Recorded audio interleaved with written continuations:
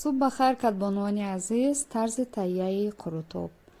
قروتاب همان گونه که از نامش معلوم است از قروت تیار می شود. این صبحانه زمستانی است. قروتاب اساساً طعام مردم کوهستان است. در تابستان ضرورت قروتاب تیار کردن نیست چون چکه و دوغ فراوان است. این طعام مجازش گرم و دیر هضم است. برای همین قدیما می گفتند صبح اگر قروتاب خوری یک روز سیر می گردی. خود قروت فایده های خیلی زیاد دارد. در این باره بدتر هم می گویم. ولی قروتاب همان وقت برای انسان فایده آور می شود وقتی که قروتاب درست تیار کرده شود. حالا بیایید آماده می کنیم. قروتاب رو من برای 4 نفر تیار می کنم و برای 4 نفر 6-8 دانه قروت کافی است. البته که قروت حتما باید قروت خانگی باشد، قروت تازه باشد و میدونید که قروتی که همین قروت اصل هست چقدر سخت می شود و قروت ها رو اول می شویم تازه، بعدا از بالایش آبی جوش آمده می ریزیم و مهلت ملایم شدنش 8-10 ساعت است و با بالایش آبی جوش آمده ایستاده می ریزیم و رویش رو پوشانیده تا صبح نگاه می داریم. برای همین قروتاب اساساً صبحانه است، یعنی شب تر می کنیم و سحر بر وقت می پزیم و حالا فطیرش رو هم تیار می کنیم. فطیرها رو هم شب تنوک کرده پیچانیده تا صبح می مانیم، بعدا صبح گرم پخته استفاده می کنیم. خوب صبح شد. انا اکنون قروت ها رو با دست با نمون اصول قدیمه سویش میدیم یا که میگوین کفک میزنیم تا که قروت ها آب شوند، در آب حل شوند. و من از اصول قدیمه استفاده کردم، یعنی امروز میتوانید از قصاص استفاده کنید، با بلندر استفاده هم کنید، ولی من از اصول قدیمه استفاده کردم. و اکنون میگویم که برای چی حتما در وقتی قروت را تر کردن از آبی جوش آمده باید استفاده کنیم تا که قروتاب رو ما همگی 60 درجه گرم.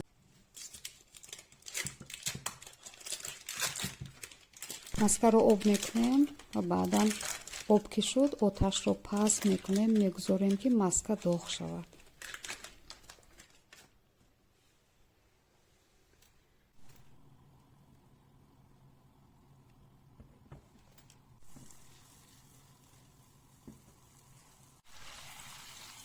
خوب فطیر آماده شده است. ویدیوی پختن فطیر رو من الکی گذاشتم، شخصانی که ندیدن میتوانند ببینن. و اکنون فطیر رو ریزه میکنیم به اندازه 1 لقمه، نه کلانی بد و نه خردی بد، به خاطری که نولا کردن باید آسان شود. و اینجا مسکه هم الکی داغ شده است، قروتی آب کرده ما الکی تیار هست و اکنون قروتابمون رو یک جای میکنیم.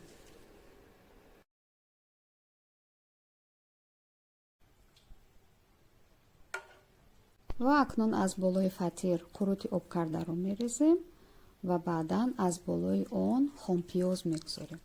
خام پیاز اینجا به خاطر آرایش دادن نیست، به خاطر آن است که خوراک آسان و زود هضم شود، برای آسان هضم شدن طعام هست.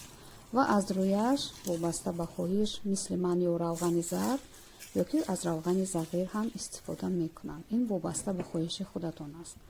و خوب قروتاب ما آماده شده است و همان گونه که میبینید ترکیبش عبارت از قروت، فطیر، روغن و خام پیاز است. امیدوارم پسندتان آمد. خوب قروتاب ما آماده شده است، نوش جان. و چنانه که میبینید فرق قروتاب از شکراب در آن است که قروتاب با فطیر ورقین تیار می شود، با قروت تیار می شود.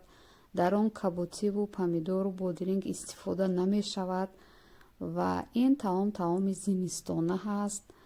و درباره شکراب یک ویدیو دیگر چون وعده کرده بودم که شکرابی 4 مغزی تیار میکنم، یک ویدیو دیگر تیار کرده، اونجا درباره شکراب خواهم گفت.